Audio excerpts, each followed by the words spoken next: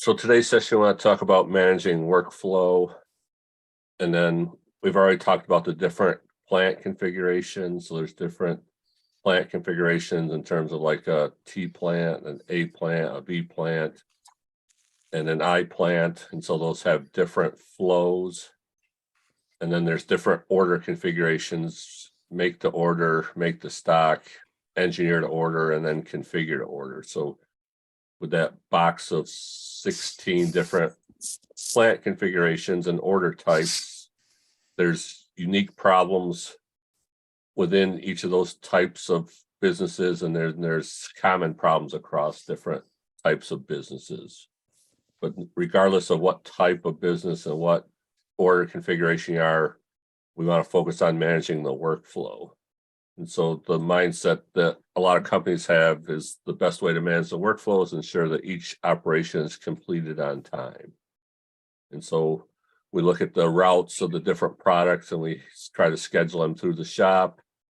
And ERP systems basically look at the time to complete each task, and then they put in the setup time, and then you can put in queue time into your system.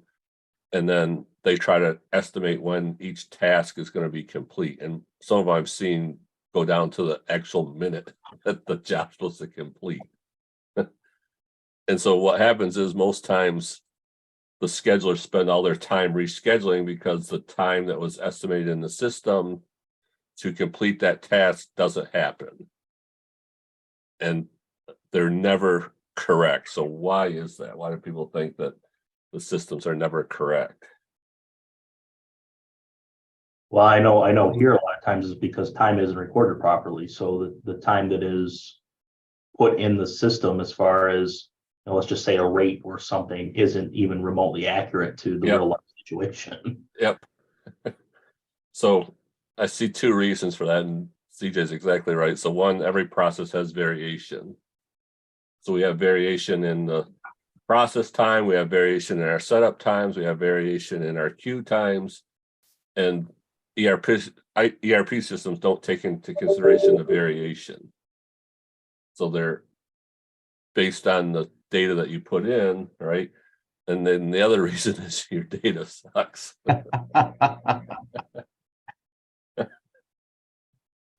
So we have this issue with, like CJ said, it's like the estimates aren't right?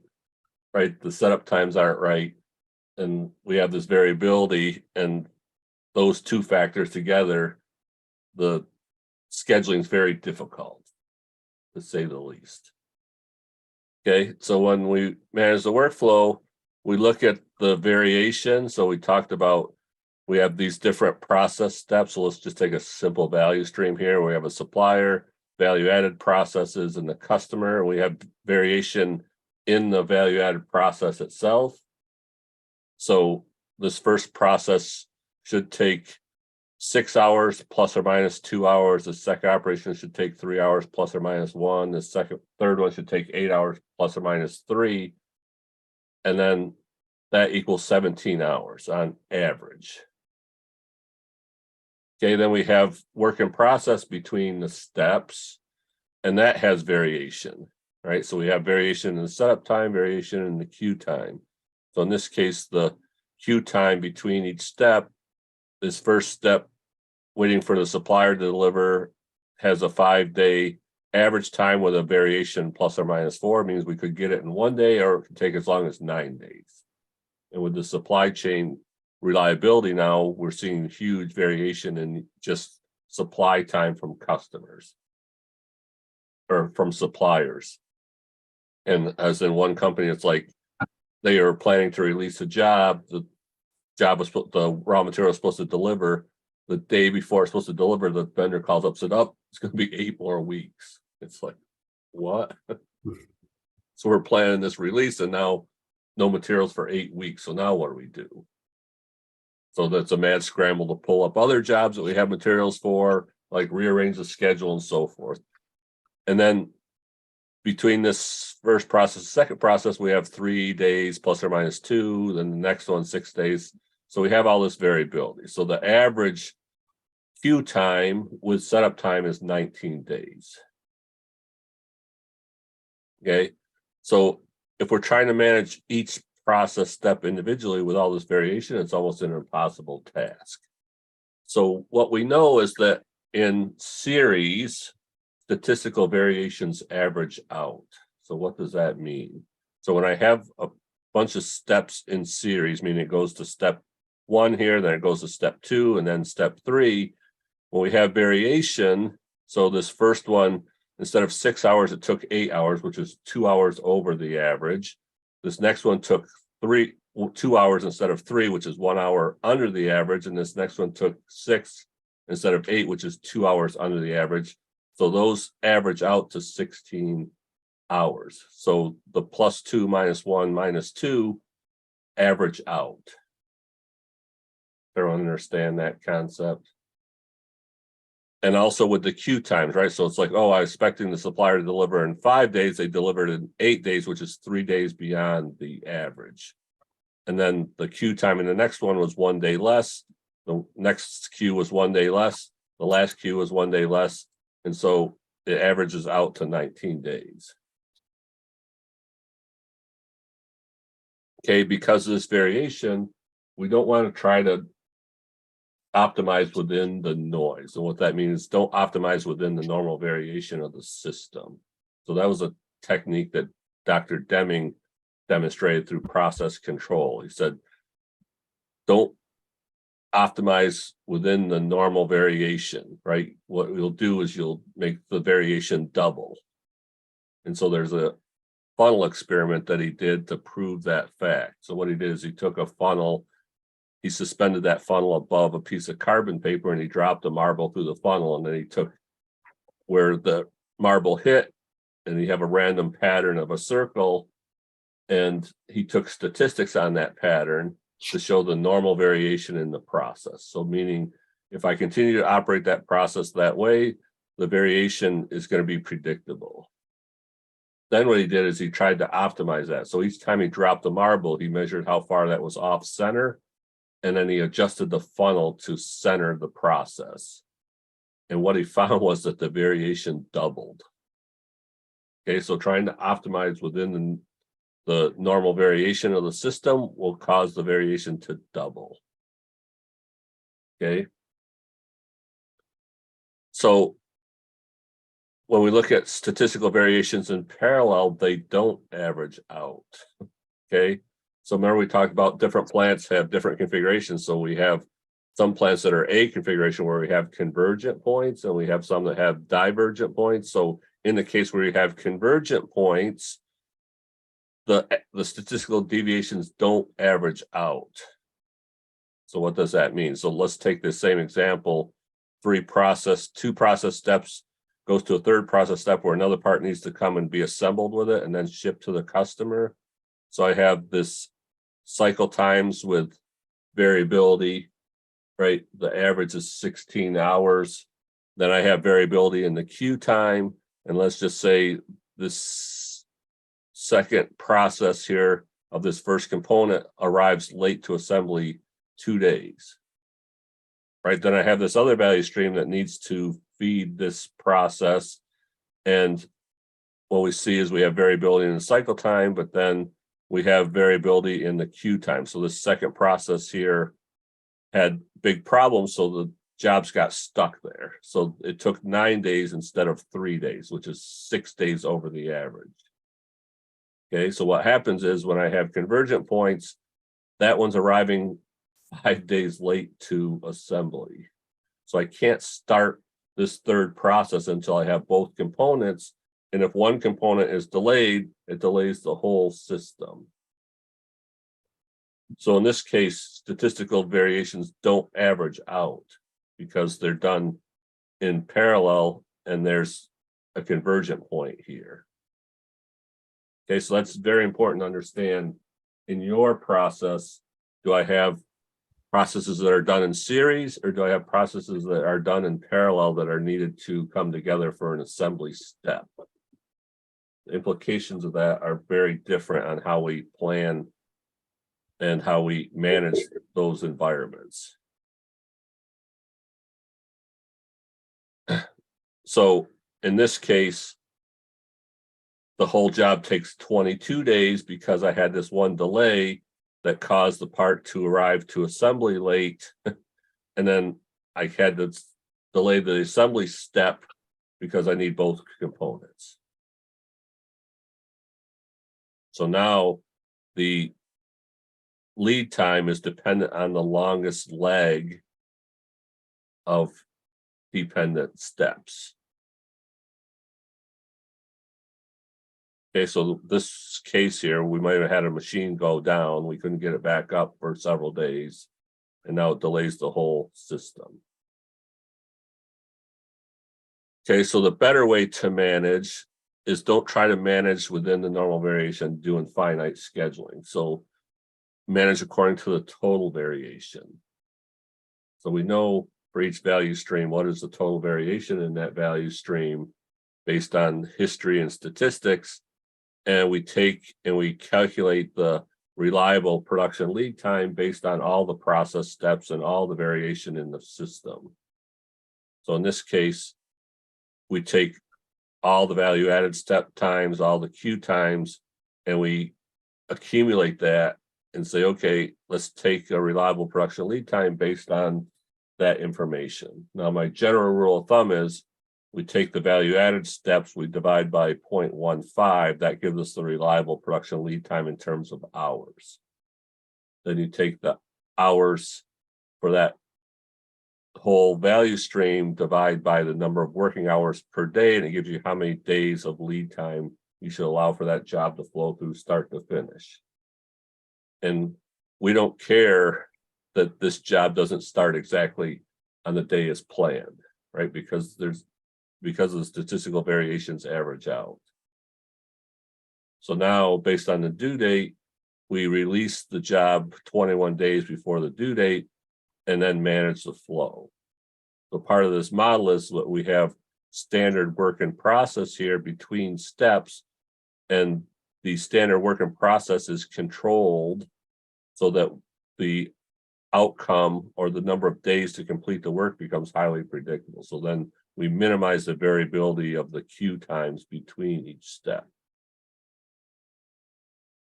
So when we talk about standard work in process, it's how much work should be in the system to maintain flow and to maintain high reliability, right? If we have too much WIP, we have too much variability in the queue times between steps. If we have too little WIP, then what happens is delays in one process transfer downstream to the next process. So there's a right size amount of inventory that needs to be in the system to maintain stability. Now, depending on what type of order environment you are, the work in process might come in different forms. So if you're a repetitive manufacturer where you're making the same type of components that go through the same process steps, you can get away with putting number of units between each step. But if you're a job shop environment where each component is different, the work in process is hours of work, not jobs or components. I have several companies where we're managing the hours of work between steps. In some cases, that might be 2 jobs. So let's say, okay, I want 20 hours of work waiting between process 1 and 2. In some cases, it might be 2 jobs. In other cases, it might be 12 jobs. Okay, so it's not the number of components, it's the hours of work in a job shop environment. Any questions on that?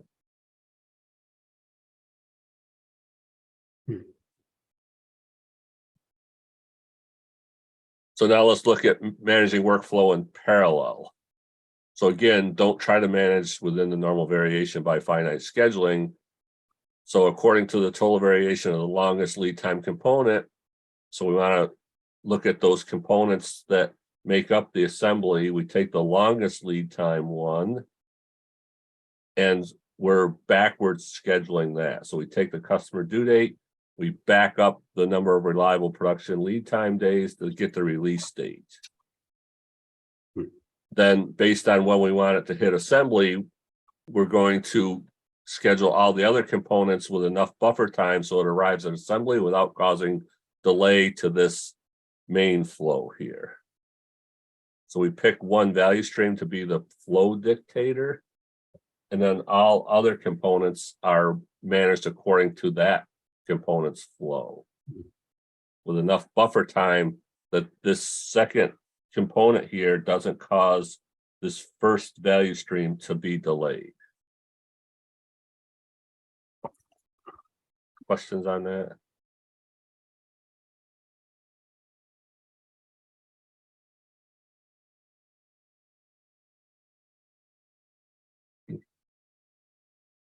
So depending on how your bills of materials are structured and how your routes are structured will depend on how you do this and implement in your environment, but the concepts are the same, right? We take the longest value stream, we calculate the reliable lead time for that, which might be, so in most cases, you're going to have a component here in the level of bill of material, another component here in level of bill of material, then a level up in the bill of material, you're going to have this component that is made up of these two components. What you can do is you can try to flatten the bill of material a little bit, and the flatter you make the bill of material, the easier it becomes to manage. If you have multiple levels in the bill of material, it becomes more and more, each level of in the bill of material becomes more and more complex from a scheduling perspective. So I worked at one company that they made not very complex products, and they had like 6 levels to the bill of material. I'm like, what is this? They're like, oh, because after each step, we take it and we put it in the inventory. Then the next step, we take it out of inventory and put it to the process and then put it back in the inventory. So they had all these transactions between every step of putting in the inventory and taking out of inventory. And we know how good companies are at putting transactions into their system. So the inventory was never right.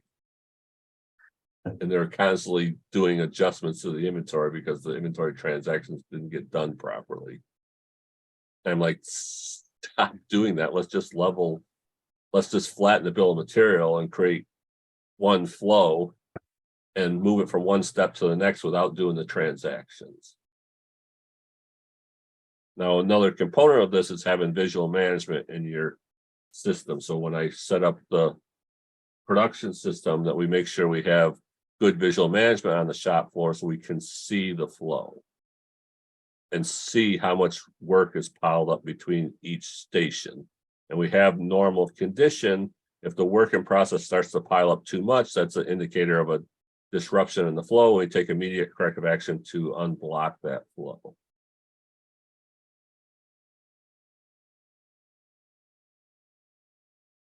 Okay, so that's our basic session for today. I don't know if anyone has comments or questions. Max, I did have a quick question about, when you were starting to talk about the lead time variability. Yep. Obviously, with COVID and just the supply chain in general, there's been a lot of, extreme variability in that area. But would you say that of all the areas that you would be willing to hedge on carrying some higher levels of inventory, given some supply chain constraints, would that be something? I mean, obviously we don't want to carry too much, and because it's combative with just in time, but there's probably also a level of security that volatility requires you to have. Yep. So in that case, what I like to do is try to push if we want inventory any place, is to hold it in raw stock. Okay. Because once I make so depending on what type of environment are, if you're a V plant, right? Once I cut that material, for example, I can't go back. Right. I'd rather hold the inventory in raw material because I have a lot of options to be able to manage that. So if I'm going to invest in inventory any place, it's in raw materials. Okay. To decouple myself from my suppliers and their variability. So and again, that changes based on the reliability of the supply chain. The less reliable, the more inventory we need, but we want to keep it in the most generic form. We don't want to commit that material until the latest possible time. That makes sense. Hmm. And that's kind of what I was guessing would be the answer. And that's what we've done kind of recently, particularly with steel suppliers, just because, our steel's pretty niche and the suppliers have so many other things. Tony can probably attest to this. So to be able to carry higher levels of inventory of that, and I mean, our lead times jumped tremendously because of COVID. But then even some other raw materials like polishing compounds and things like that, keep that stuff on the shelf. And so what happens too is like when there's shortages, people overreact and order more, right? Because the supply chain just puts more pressure on the suppliers. Right, yeah. Well, and that was kind of the balancing act that I think we talked about that maybe one time where all this the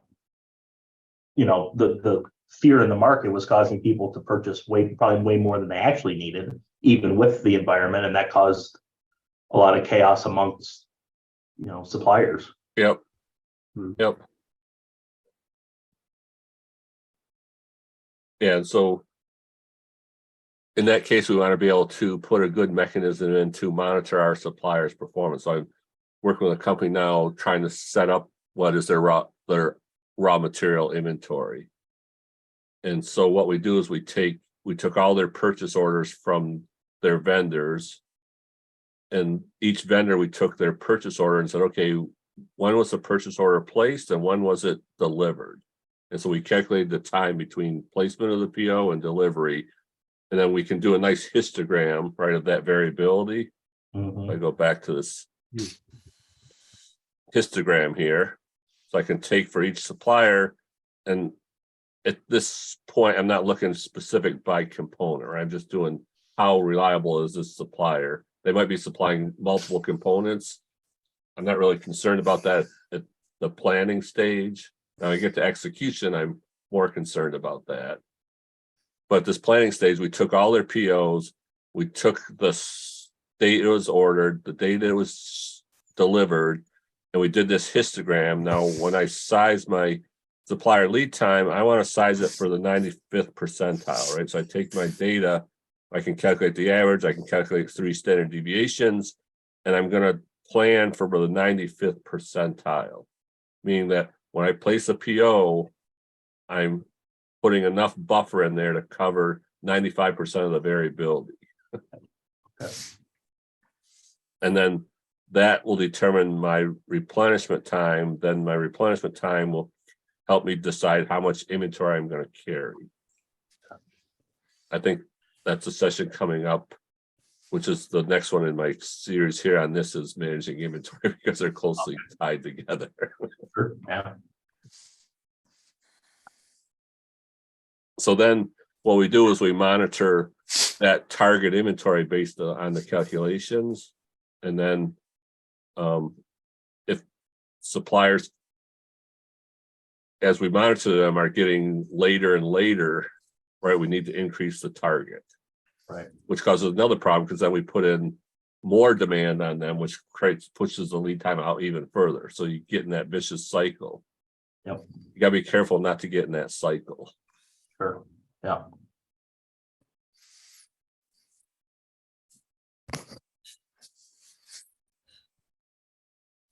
Other questions?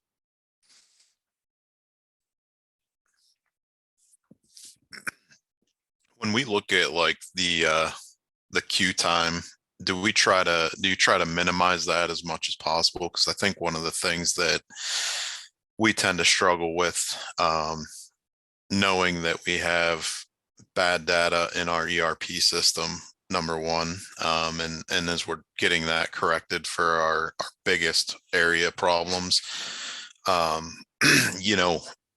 trying to expedite, rush orders through, what's tend to happen is, we get through one of our grinding processes and it bottlenecks up there.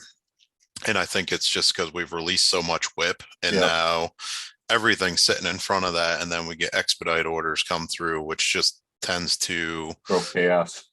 throw chaos. And so, I mean, where do you balance? I mean, is it really trying just to keep enough WIP in front of you know, that work center or that value add process so you don't run out of work? Or, you know, is it really just kind of what the variation lies there with, you know, some are going to run longer, some are going to run shorter. Yep. So when we look at the flow, what I want is that bottleneck area. I want to make sure that that's protected, right? So I have sufficient inventory in front of them.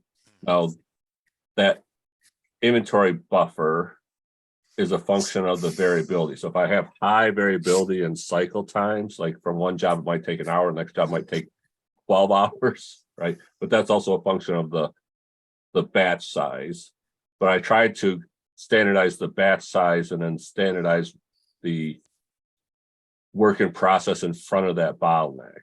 Now, all other places, by definition, I have protective capacity. So I can get away with less inventory where I have extra capacity. Mm-hmm. But that's hard for companies because most times those people won't have much work in front of them and they might be idle from time to time, which is by design. But if leadership doesn't understand that, they start freaking out when people don't have anything to work at. So the job that we did at one company, they had 13 weeks of WIP, and that was based on, you know, what their demand rate was and how much WIP was on the floor, right? Just taking their demand rate, dividing that into how much WIP was on the floor, and then we reduced that to 9 days. So now most workstations don't have any WIP in front of them. So when the job shows up, it's like, that's the next one up. And it's like, they set up and they run it and wait for the next job to show up. But in their bottleneck operation, we have like 2 days of material queued in front of that resource. 2 days is enough to overcome any potential delays upstream, right? So if I have a bunch of process steps that feed that bottleneck, that's a different scenario than if I have just a couple. So the more process steps, the more variability, the more inventory I want to have in front of that resource. Okay. That answer your question? Yeah.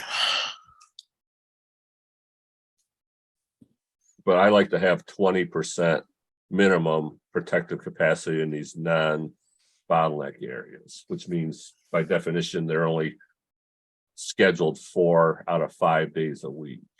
Mm-hmm. And that extra day is for problems that come up. I didn't know anybody ran into problems in manufacturing.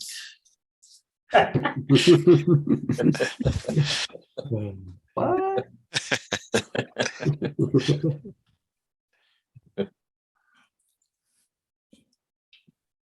Yeah, so that's one thing about companies that are short on its problems. Right, yeah, for sure. But that's managing the variation of the systems. That's a different thought process of system thinking versus individual process thinking, right? It's like, yes, we have variation. How do we get stability when we have all this variation? It's like the key is manage it, the total variation of the system, which I don't know why that isn't being taught in a lot of environments.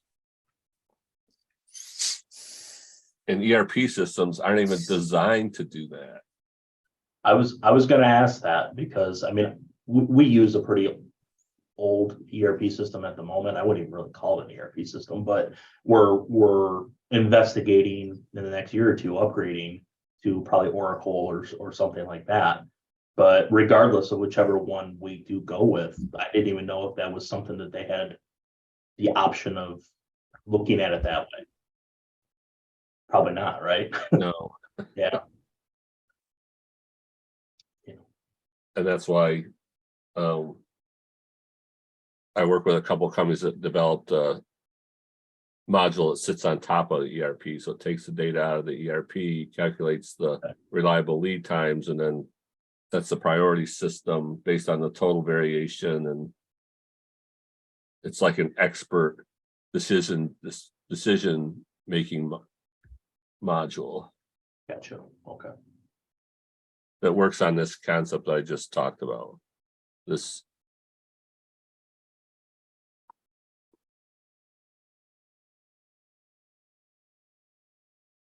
Go.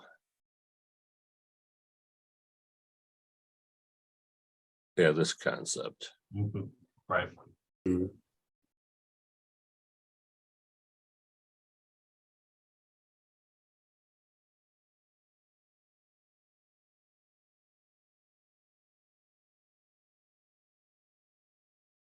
Other questions?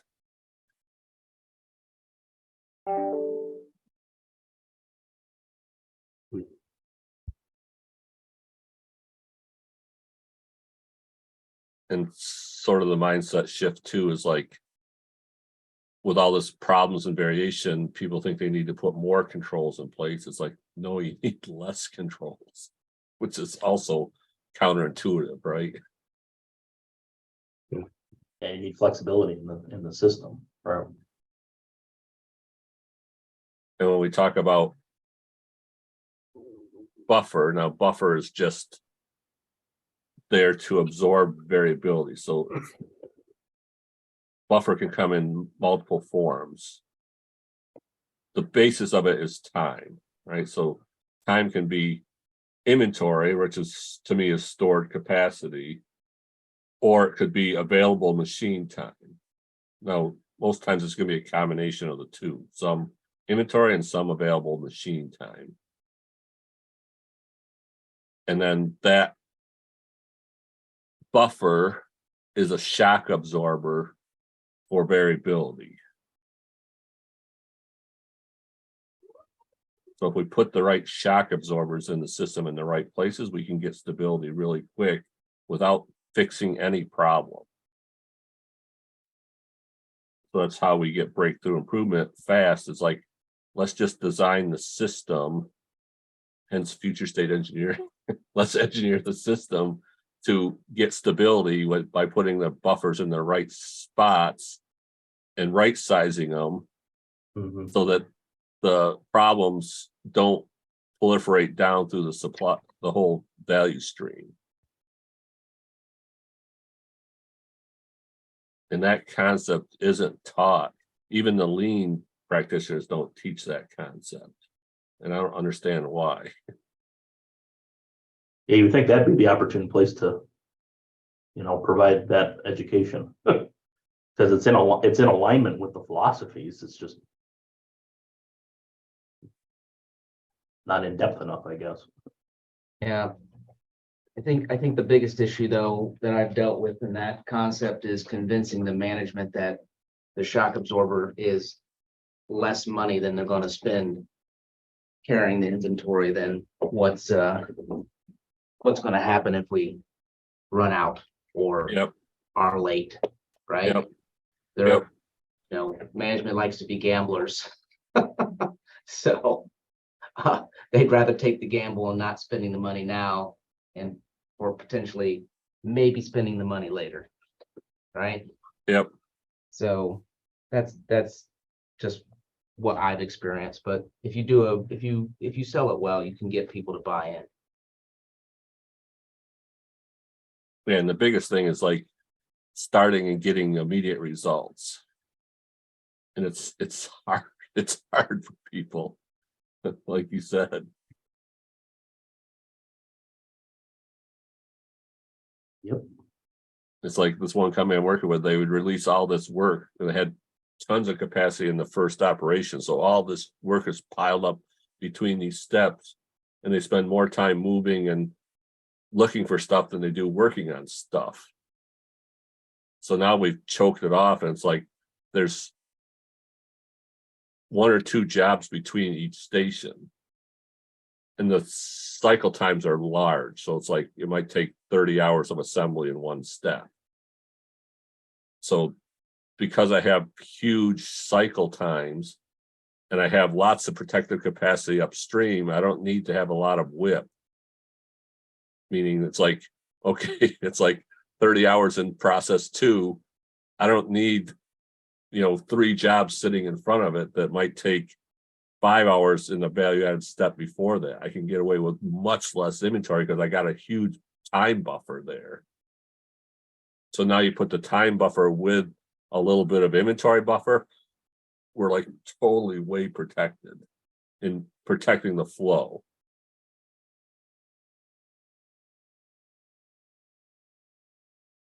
So where their leverage is like this guy that's working in this first process step, I want to cross train him to do the second process step, because if the guy in the second process step doesn't show up for work, I can move him over and maintain flow through my bottleneck without disrupting the flow of the system. And that was sort of Tony's question. Right, it's like putting the right amount of buffer in front of that bottleneck so that I can maintain flow and decouple it from the rest of the process steps. So problems upstream don't affect that resource. And again, we also put in full kit, so we don't release the job until we have all the components to complete the job. Because then I don't want to release that job and then get to this assembly step, be like, oh, one of the vendors didn't ship, and now I got this job sitting in assembly waiting for one component and I can't complete it. So it's like, oh, let's work on the next one. So now I got all these jobs in the final assembly that are missing something. Actually, I interviewed for a job several years ago for a company that makes golf carts. And so I go there, they got a parking lot full of these golf carts. I'm like, what's all this inventory? Oh, the vendor for one component didn't ship. So they're all sitting in the parking lot waiting for this one item to arrive. So you don't want to shut down the production line. So now we assemble it with missing components. And then we have to go back when the stuff shows up to finish them and ship them. So that's sort of what the car manufacturers were dealing with the chip issue, right?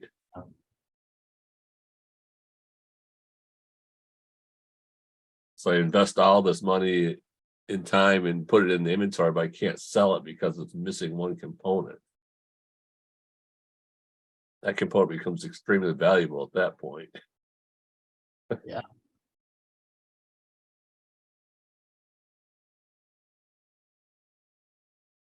And that's also another discussion too, is substitute material. So I'm working with a company now that they can't get items for their one product line. Lead times are long. They can get a substitutable material that's more expensive. And they're like, should we do that? So I went through the calculations with them. And so again, the purchasing person is like, oh, I need to keep my costs down, right? But we're holding up a $32,000 order for an item that's like, I think it was like $1,500, and we can substitute a more expensive material that's another $1,000. So I'm holding up this $32,000 item for a $1,000 variance in material.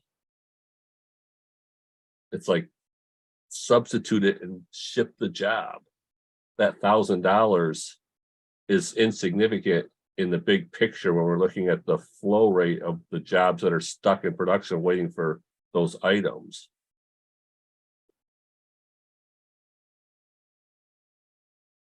So that sort of changed their whole mentality. It's like, oh, I can get this other material that's more expensive and substitute it. Yes, my throughput goes down a little bit, but my flow rate increases significantly. So the flow rate is much more leveraged than the cost.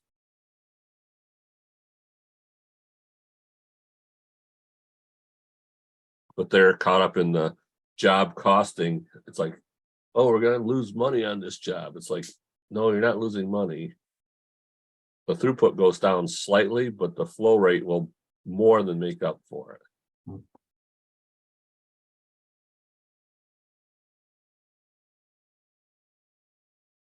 So I expect next month they're going to have a record shipment and record profit month by doing outsourcing and substitutions, which is counterintuitive, right? That's all I have for today.